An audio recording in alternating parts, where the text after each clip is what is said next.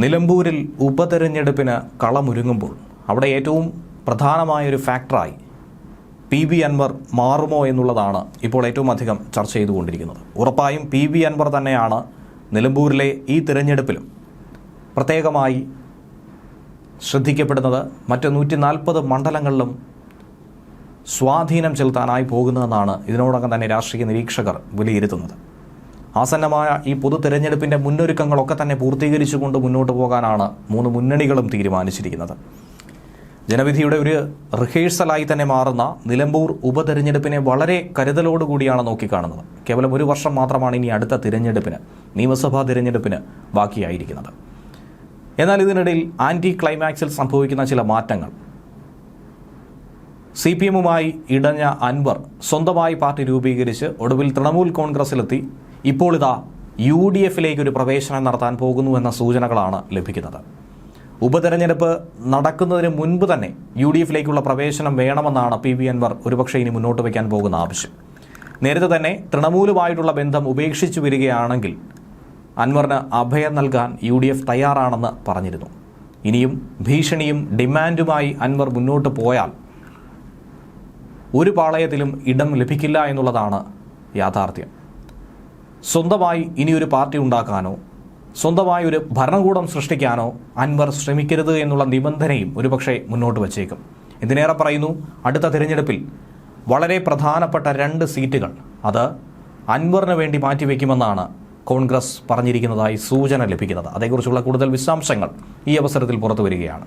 കോൺഗ്രസിനെ വീണ്ടും സമ്മർദ്ദത്തിലാക്കി താൻ മനസ്സിൽ കരുതുന്ന രീതിയിൽ നിർത്താനുള്ളൊരു ശ്രമമാണ് അൻവർ നടത്തുന്നത്. ഒരു വിഭാഗം നേതാക്കളൊക്കെ കോൺഗ്രസിൽ അതൃപ്തരാണെന്നാണ് അൻവർ വിളിച്ചോതുന്നത്.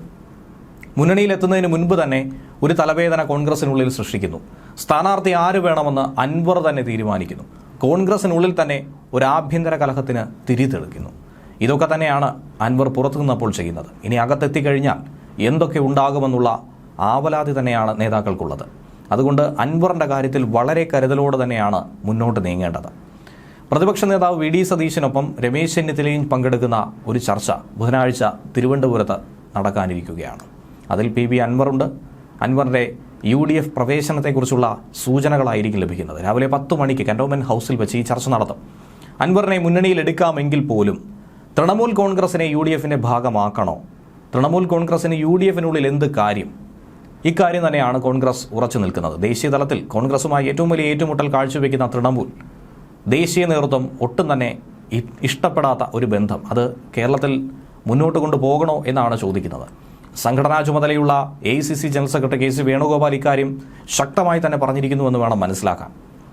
അങ്ങനെ തൃണമൂലുമായി ഒരു കാരണവശാലും UDF കോട്ടയിലേക്ക് കടക്കാൻ അൻവറിന് കഴിയില്ല എന്ന് വ്യക്തമായിരിക്കുന്നു. പകരം പുതിയൊരു കേരള പാർട്ടി ഉണ്ടാക്കിയാൽ പ്രവേശനം ഒരുപക്ഷെ കോൺഗ്രസ് നൽകിയേക്കുമെന്നുള്ള ഫോർമുല മുന്നോട്ട് വയ്ക്കും. അങ്ങനെ അൻവറിന് നിരുപാധിക പിന്തുണ നൽകി അൻവർ കോൺഗ്രസിന് പിന്തുണ കൊടുത്തുകൊണ്ട് ഇരുവരും ചേർന്ന് പ്രവർത്തിച്ചാൽ ഇനി വരാനിരിക്കുന്ന തിരഞ്ഞെടുപ്പിൽ പിണറായി വിജയനെതിരായ ഒത്ത എതിരാളിയായി അൻവറിനെ അവതരിപ്പിക്കാൻ കോൺഗ്രസിന് സാധിച്ചാൽ അതൊരു വലിയ രാഷ്ട്രീയ നേട്ടമാകുമെന്നാണ് രാഷ്ട്രീയ നിരീക്ഷകരടക്കം പറയുന്നത്. അങ്ങനെ ഒരു ഫോർമുലയാണ് ഉണ്ടാക്കിയെടുക്കുന്നത്. UDF-ഉം ഘടകകക്ഷികളും ഈ ഗുണം വളരെ വ്യക്തമായി വിലയിരുത്തുന്നു. അൻവർ ഇനി വരും ഭാവിയിൽ ഏതെങ്കിലും തരത്തിൽ തലവേദന സൃഷ്ടിക്കുമോ എന്നുള്ളതാണ് സംശയം. അങ്ങനെ ഒരു തലവേദനയായി മാറിയാൽ നിരുപാധിക പിന്തുണയ്ക്ക് പകരമായി അടുത്ത നിയമസഭാ തിരഞ്ഞെടുപ്പിൽ അൻവറിന് കൂടി താല്പര്യമുള്ള പട്ടാമ്പിയും തവനൂരുമൊക്കെ ഉറപ്പ് നൽകുമെന്നാണ് കരുതുന്നത്. അൻവറിനെ പിടിച്ച പിടിയാലെ നിർത്താൻ വേണ്ടി കോൺഗ്രസ് നേതൃത്വം ഇങ്ങനെയുള്ള ചില തയ്യാറെടുപ്പുകൾ നടത്തുമെന്നാണ് സൂചന ലഭിക്കുന്നത്. 10 വർഷത്തെ ഇടവേളയ്ക്ക് ശേഷം വീണ്ടും അധികാരത്തിലേക്ക് തിരിച്ചെത്താനുള്ള വലിയൊരു പോരാട്ടം തന്നെയാണ്, ഭഗീരഥ പ്രയത്നം തന്നെയാണ് കോൺഗ്രസ് നടത്തിക്കൊണ്ടിരിക്കുന്നത്. അതിൽ തന്നെ ഏറ്റവും പ്രധാനപ്പെട്ട ഉപതെരഞ്ഞെടുപ്പായി ഇതിനെ നോക്കി കാണുന്നുണ്ട്. 3 മുന്നണികളും ഒരുപോലെ പ്രതീക്ഷ പങ്കുവയ്ക്കുന്നെങ്കിലും UDF-നും LDF-നും ഒരുപോലെ പ്രാധാന്യമർഹിക്കുന്ന മേഖല. കൈവിട്ടു പോയത് തിരിച്ചു പിടിക്കാനുള്ള ആവേശം തന്നെയാണ് നിലമ്പൂരും കോൺഗ്രസിനുള്ളത്. എന്നാൽ അതേപടി നിലനിർത്തി അൻവർ ഫാക്ടർ അതൊരു പ്രശ്നമേ അല്ല എന്ന് തെളിയിക്കാൻ തന്നെയാണ് LDF-ഉം ശ്രമിച്ചുകൊണ്ടിരിക്കുന്നത്. 2ാം പിണറായി സർക്കാരിൻ്റെ കാലയളവിൽ ഉപതെരഞ്ഞെടുപ്പ് നടന്ന പുതുപ്പള്ളിയിലും ചേലക്കരയിലും തൃക്കാക്കരയിലും പാലക്കാടുമൊക്കെയായി ആരൊക്കെയാണോ അവിടെ സീറ്റ് നിലനിർത്തിയിരുന്നത് അവർക്ക് തന്നെ വിജയം ഉറപ്പാക്കിയിരുന്നു. സിറ്റിംഗ് സീറ്റുകളൊക്കെ വിജയിച്ചു കയറുകയും മികച്ച ഭൂരിപക്ഷം ഇവിടങ്ങളിൽ ലഭിക്കാനും സാധ്യതയായിരുന്നു. തുടർച്ചയായി 6 വട്ടം മണ്ഡലം കൈപ്പിടിയിൽ ഒതുക്കിയിട്ടുള്ള ആര്യാടൻ മുഹമ്മദിൻ്റെ നിലമ്പൂർ 2016 കൈവിട്ടു പോയത്. ഇടത് തിരിച്ചു പിടിച്ച് അൻവറിൻ്റെ പോക്കറ്റിലാക്കുകയായിരുന്നു. പിന്നീട് അത് വിട്ടുകൊടുക്കാൻ അൻവർ ഈ നിമിഷം വരെയും തയ്യാറായിരുന്നില്ല, രാജിവെക്കുന്നത് വരെ. 2021 അത് നിലനിർത്തി PV അൻവർ ഇപ്പോൾ UDF മുന്നണിയിലേക്ക് കാലെടുത്ത് വയ്ക്കുന്നു.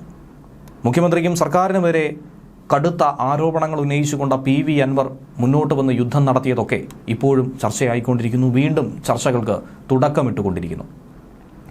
നിയമസഭാ തിരഞ്ഞെടുപ്പിൽ മലബാറിലടക്കം വിജയസാധ്യതയുള്ള നിരവധി സീറ്റുകൾ അൻവറിന് വാഗ്ദാനം ചെയ്താൽ, അൻവറിനെ ഒപ്പം നിർത്തിയാൽ കോൺഗ്രസിനേറെ നേട്ടമുണ്ടാകുമെന്നാണ് ഒരു വിഭാഗം ആളുകൾ പറയുന്നത്.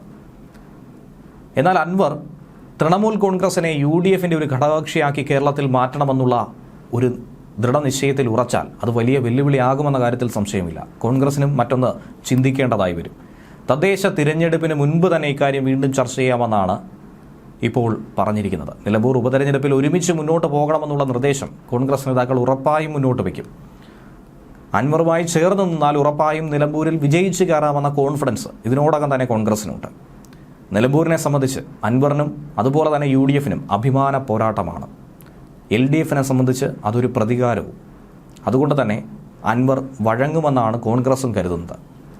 തദ്ദേശ തിരഞ്ഞെടുപ്പിൽ തൃണമൂലുമായി ഒരു മുന്നണിക്ക് പുറത്തുള്ള നീക്കുപോക്കിന് കോൺഗ്രസിന് ബുദ്ധിമുട്ടുണ്ടാവില്ല. എന്നാൽ അൻവറിന് ഒറ്റയ്ക്ക് UDFിലേക്ക് പോകാൻ കഴിയില്ലെന്നാണ് തൃണമൂൽ കോൺഗ്രസ് മലപ്പുറം ജില്ലാ ചീഫ് കോർഡിനേറ്റർ KT അബ്ദുറഹ്മാൻ കഴിഞ്ഞ ദിവസം തന്നെ പറഞ്ഞത്. തൃണമൂൽ കോൺഗ്രസ് ആയിട്ട് തന്നെ മുന്നണിയിൽ പ്രവേശിപ്പിക്കണമെന്നാണ് രാഷ്ട്രീയ തീരുമാനമെന്നും അദ്ദേഹം പറഞ്ഞു. തൃണമൂൽ കോൺഗ്രസിന്റെ മുന്നണി പ്രവേശനവുമായി ബന്ധപ്പെട്ട നിർണായക കൂടിക്കാഴ്ച 23-ാം തീയതി. അതിനുശേഷം മുന്നണി പ്രവേശനം ഇല്ലെങ്കിൽ തൃണമൂൽ കോൺഗ്രസ് ഒറ്റയ്ക്ക് തന്നെ മത്സരിക്കേണ്ടി വരും. സംസ്ഥാന കമ്മിറ്റി യോഗത്തിൽ ഇക്കാര്യം ചർച്ചയായി എന്ന് വേണം മനസ്സിലാക്കാൻ. അന്തിമ തീരുമാനം എന്തായിരുന്നാലും അടുത്ത ദിവസം കൈക്കൊള്ളുകയും ചെയ്യും. തൃണമൂൽ കോൺഗ്രസിന് എല്ലാ ജില്ലാ കമ്മിറ്റികളിലും നിലവിൽ വന്നിട്ടുണ്ട്. 50,000-ത്തിലധികം മെമ്പർഷിപ്പുകൾ രൂപീകരിച്ചു കഴിഞ്ഞു. എല്ലാ മണ്ഡലങ്ങളിലും മത്സരിക്കാൻ ശേഷിയുണ്ട്. അതുകൊണ്ട് തന്നെ ഒന്നും ഭയക്കേണ്ടതില്ല എന്നാണ് തൃണമൂൽ കോൺഗ്രസ് വളരെ ശക്തമായി പറയുന്നത്. ദേശീയ തലത്തിൽ തൃണമൂൽ ഇന്ത്യ സഖ്യത്തിൻ്റെ ഭാഗമാണെങ്കിൽ പോലും മമതയുമായോ പാർട്ടിയുമായോ കോൺഗ്രസ് ഒട്ടും തന്നെ നല്ല ബന്ധത്തിലല്ല എന്നുള്ളതാണ് യാഥാർത്ഥ്യം. പലവിധ വിഷയങ്ങളിൽ മമതാ ബാനർജി ഗാന്ധി കുടുംബത്തിൻ്റെ കടുത്ത വിമർശക കൂടിയാണ്. കോൺഗ്രസിനൊപ്പം ഒരു സഖ്യത്തിനില്ല എന്ന് പ്രഖ്യാപിച്ചുകൊണ്ട് തൃണമൂൽ നേതാവ് ലോക്സഭാ പോരിൽ ബംഗാളിൽ ഒറ്റയ്ക്ക് മത്സരിച്ചത് കണ്ടതാണ്. മഹാരാഷ്ട്ര, ഹരിയാന നിയമസഭാ തെരഞ്ഞെടുപ്പുകളിലൊക്കെ ദയനീയമായി പരാജയപ്പെട്ട കോൺഗ്രസിനെ അതിനിശ്ചിതമായി വിമർശിച്ചത് തൃണമൂൽ കോൺഗ്രസ് തന്നെയായിരുന്നു. ഇരു കക്ഷികളും തമ്മിൽ ഒരു വലിയ വിള്ളലുണ്ടാക്കിയതും ബന്ധം വഷളാക്കിയതും ഇതൊക്കെ തന്നെയാണ്. കിട്ടുന്ന അവസരങ്ങളിലൊക്കെ തന്നെ അടിച്ചും തിരിച്ചടിച്ചും മുന്നോട്ട് പോവുകയാണ് തൃണമൂലും കോൺഗ്രസും. അതുകൊണ്ട് കേരളത്തിൽ ഇവർ ഒന്നിക്കേണ്ട എന്നാണ് ഹൈക്കമാൻഡിൻ്റെ തീരുമാനം. ത്രിപുരയിലും മറ്റ് വടക്ക് കിഴക്കൻ സംസ്ഥാനങ്ങളിലും മമത ഒട്ടനവധി കോൺഗ്രസ് MLA-മാരെ കൂറുമാറ്റിയിരുന്നു. അവർ കേരളത്തിലൊന്നുമല്ല. അവരെ UDFിൽ ഉൾപ്പെടുത്തേണ്ട ആവശ്യകതയേ ഇല്ല എന്നാണ് കോൺഗ്രസ് പറയുന്നത്. അൻവർ മുന്നിൽ അവശേഷിക്കുന്നത് ഒന്നുകിൽ അൻവർ മാണി C കാപ്പൻ നയിക്കുന്നത് പോലെ കേരള ഡെമോക്രാറ്റിക് പാർട്ടി പോലെ ഒരു പ്രത്യേക പാർട്ടി രൂപീകരിക്കണം.